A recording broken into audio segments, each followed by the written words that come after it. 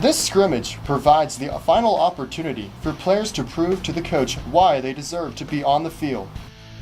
Also, this team now has their team motto, 15.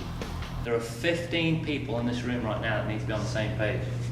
A minimum of 15. If you win 15 games in this program, you'll go to the national tournament. Nobody's come close yet, right? But I don't think you go unless you win 15 games. Is it going to be this year? Is it going to be the next year? Who's going to win the first 15 minutes of the game? Are we going to be sloppy the first 15 minutes? Are we going to take 15 shots? Is our leading goal scorer going to score 15 goals? All right? We've always said that Kylie's number will be retired when she graduates. All right? The number 15 jersey is going to hang in this room because it's got to mean something. There's got to be something that ties us together. If we lose the last 15 minutes, we're probably not going to be doing too well. If we don't have somebody score 15 goals this season, we're not going to hit all those goals, those objectives. All right? 15 games. You win 15, you're going somewhere. How close can we get to 15? Can we score 15 goals in the first half of the season? All right? 15 means something. Get out there, you get it done. 15 on 3. 1, 2, 3. 15!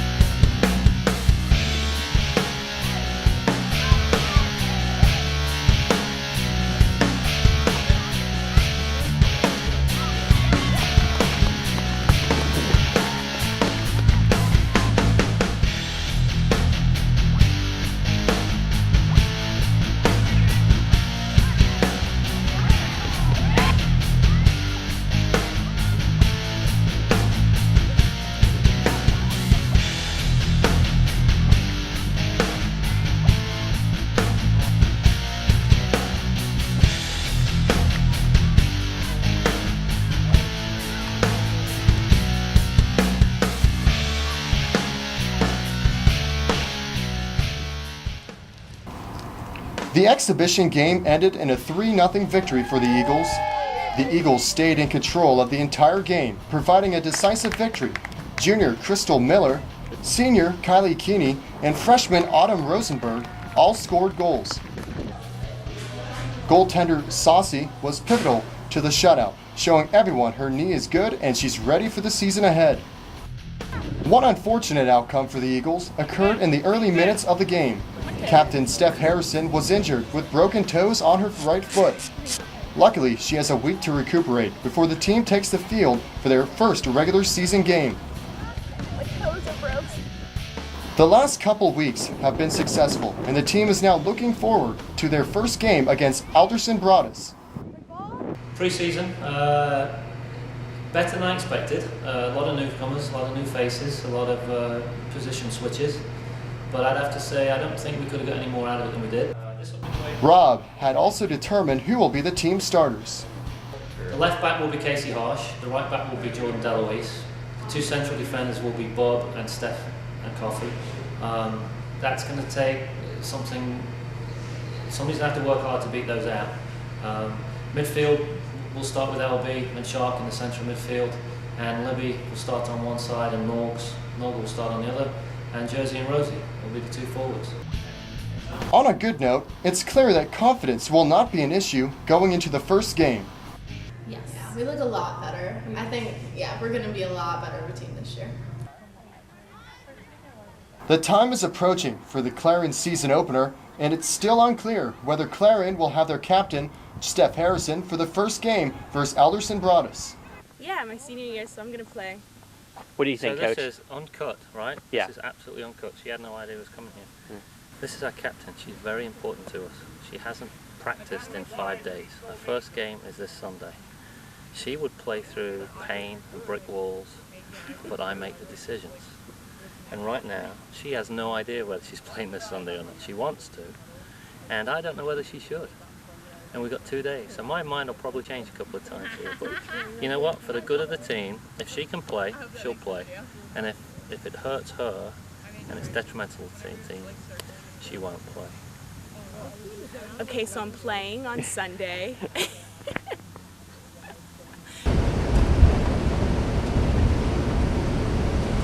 Alderson Broadus is located in Philippi, West Virginia, and the long trip alone is a test to the team's endurance. Oh my god! The team arrives early, making the day drag on as the team tries to kill their extra time.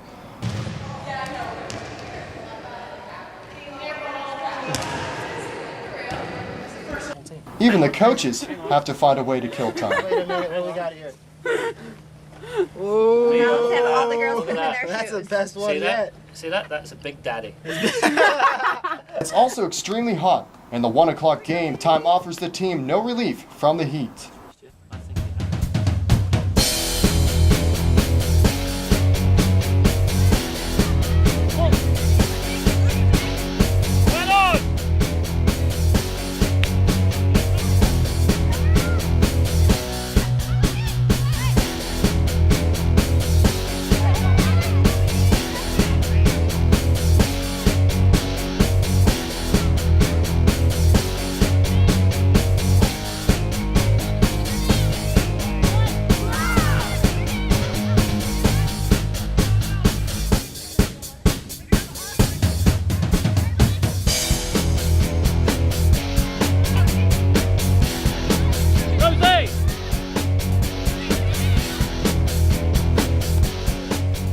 Despite the heat, the Golden Eagles were able to leave West Virginia with a 1-0 victory.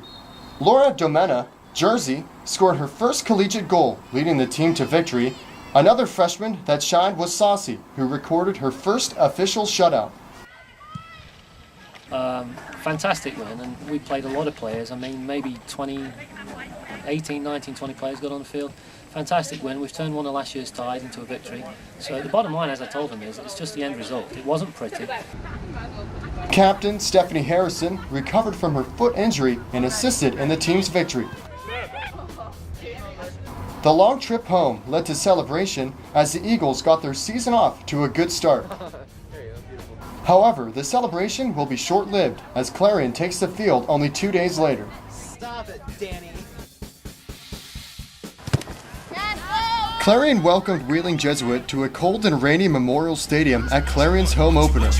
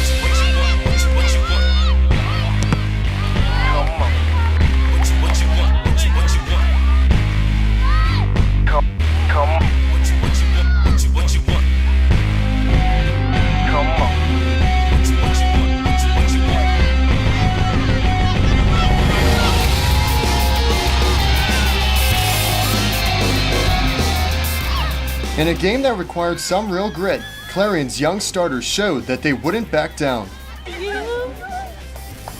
In the 2-0 victory, Saucel was the shield that couldn't be broken, recording her second straight shutout. Freshman Rosenberg scored her first goal with an assist from Jordan DeLuise. Coach's keen eye for talent has paid off early in the season as the team seems to be turning a corner from previous years. Coming up was the team's only overnight trip of the year as they head to East Stroudsburg for 2 games. The trip would test whether the team could continue their winning streak. And the wheels came off a little bit. We spent a weekend out at East Stroudsburg, and East Stroudsburg and Bloomsburg both beat us, and we didn't score a goal that weekend. So with the season that we brought some players in to score goals, and it looked quite good at the beginning, we lose against East Stroudsburg 2-0 and Bloomsburg 1-0. I don't know that we played particularly well that weekend, and maybe it's the first time away from home for some of them, but we didn't really look like we were going to score goals in that situation. I wouldn't say either of the teams were that much better than us, but we let two slip, and we're back to being 500. The downward slope continued into their next game as the Eagles lost to Mercyhurst 0-3. Against Mercyhurst, a team that obviously didn't like the fact that we'd beaten them in an upset last year. We got to Mercyhurst and are comprehensively beaten. We were down, I think, 2-0 before we knew it. We started to play half decent, but in fairness, again, other than the Slippery Rock game, we just didn't put ourselves about.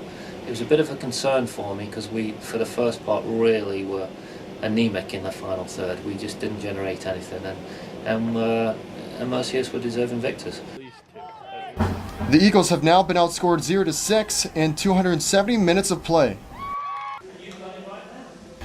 Despite the early success of the team, they are now 2-3, and the team is facing a path they are all too familiar with.